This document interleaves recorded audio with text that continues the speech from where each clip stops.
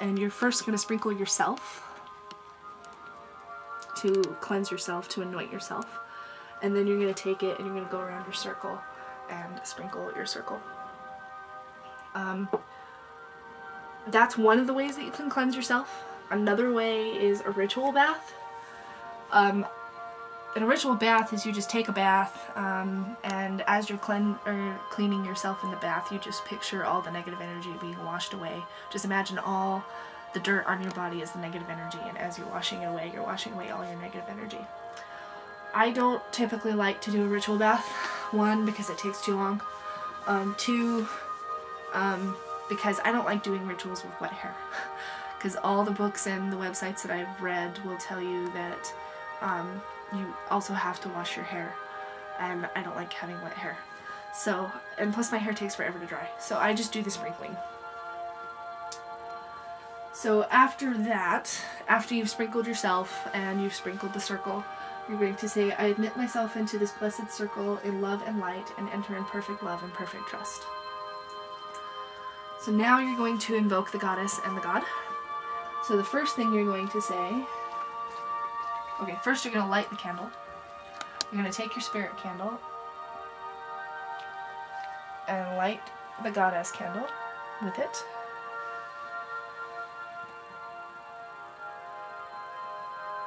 Okay, and then you're going to stand in the Isis position. And the Isis position is with your arms outstretched like this. And you're going to say, Mother Goddess, Lady of the Moon, we honor you and ask your presence in our sacred rites. Bless us with your protection and guidance. Then you're going to light the God candle.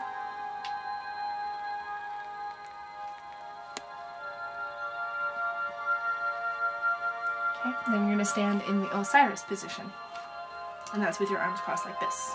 You may recognize this from Egyptian religions. You don't have to do the whole position thing, I just like the idea of doing that. Hand signals that represent the god and the goddess. So you're going to say, Father God, horned hunter of the sun, we honor you and ask your presence in our sacred rites. Bless us and protect us with your guidance.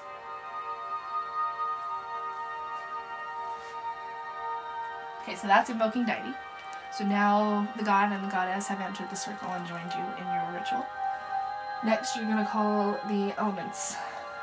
There are so many different ways of doing this. You can walk around the altar. Make sure you walk around Diasil, so you're literally going to go around your altar to, you always start in the east when you cast your elements.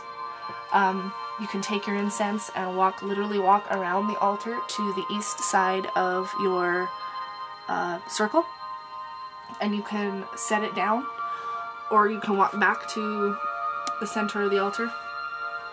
And then you're going to say, there's many different sayings. You can say, I call upon the element of air, and leave it as simple as that. Or I call upon light and the element of air to illuminate and cast this circle. You can say whatever you want. My favorite phrase that I like to use, I'll say it first and then I'll explain why. Guardians of the East, element of air, I call upon you to witness, honor, and protect this circle. For as I breathe and think, we are kith and kin. I bid thee hail and welcome. So I like to say Guardians of the East, element of the air, because you're not only calling the elements, you're also calling the watchtowers of the East. So I like to acknowledge both. I call upon you to witness, honor, and protect this circle. It's the whole reason you're calling them to join the circle. And you're stating your purpose for calling them. That's another reason I like it. For as I breathe and think. The element of air also represents thought, breath, wisdom, intelligence, awareness, that kind of thing. So I like to acknowledge what they represent and why I'm calling them into my circle. So we are kith and kin because the elements make up everything in the earth, on Earth. And then I bid thee hail and welcome. It's just a way of saying welcome. And so with fire, I would say something for as I consume life to live, or for as I have passion and love.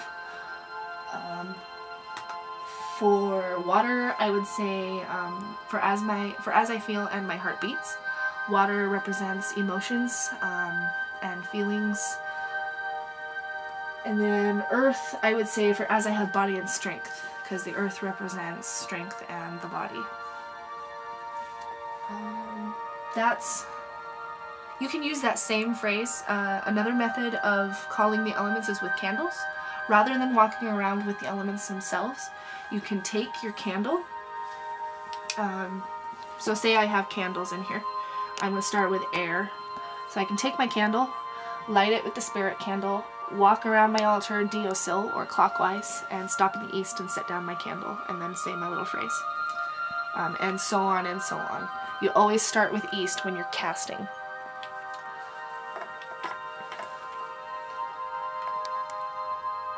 Okay, now you're going to have your ritual observance. You can celebrate your Sabbat ritual, you can celebrate your Esbat ritual, you can cast a spell, you can just meditate, and basically whatever your purpose is for having your ritual. Then you do the simple feast. There's a couple of different ways you can do the simple feast. You can do the short, quickie version, or you can do the more elaborate version.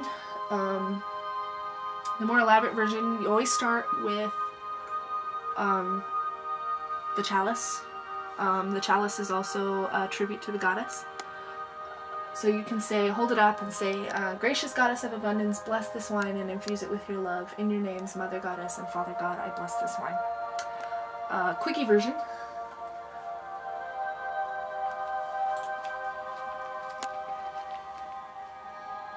Quickie version. Oh wait. Oh, one thing I forgot to mention too. Before you do your ritual of spell work, you can also do a toast, or sometimes I call it a libation. It's simply where you just toast the Lord and Lady.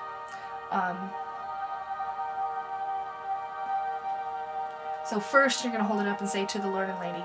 Then you're going to pour a little bit into your libation bowl, or pour it on the ground if you're outside. And then you're going to take a sip or make a toast, or take a toast. And then you're going to set it down, do your ritual observance, and then do your simple feast. So the quickie version of the simple feast, with the chalice or the water, or the you can use water or wine. You can use apple juice. If you're going to use juice, preferably something off of a vine. So for quickie version, you start with this and you just hold it up and say, may I never thirst, instead of that whole long bit that I just said, may you never thirst. And then give the first sip to the goddess,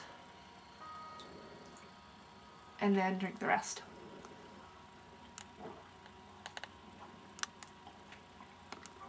Or if you happen to have a larger chalice and you can't finish it all right away, then you can just take a sip and then pour the rest of it in the libation bowl. Next, you're going to do the cakes. The not so quickie version. Hold it up. Powerful God of the harvest, bless the cakes and infuse them with your love. In your names, Mother Goddess and Father God, I bless these cakes. Quickie version, may I never hunger. So you can do it either way. And you're going to take the first bite. We'll just pretend these are my cakes because I don't have any cakes with me at the moment. Or you can use little pieces of bread. Say you're doing a Lammas ritual or a harvest ritual, you can use cornbread or something like that. So you're going to give the first piece or the first bite to the god in your libation bowl or on the ground if you're outside. And you're going to eat them. And as you're eating them, you're going to take your time. You're not going to eat them fast. You're not going to take one bite and then give the rest to the god. You're going to sit here and you're going to contemplate. You're going to meditate and reflect on what you've done and what you want accomplished in the future. And then you're also going to think of something that you're thankful for. So once you're finished, whatever's left, you give to the god in your libation bowl. And with the libation bowl, when you're done with everything, and you're putting your altar away, you're going to take everything that's in your libation bowl and put it outside. You can either bury it, or you can start a witchy compost pile if you like.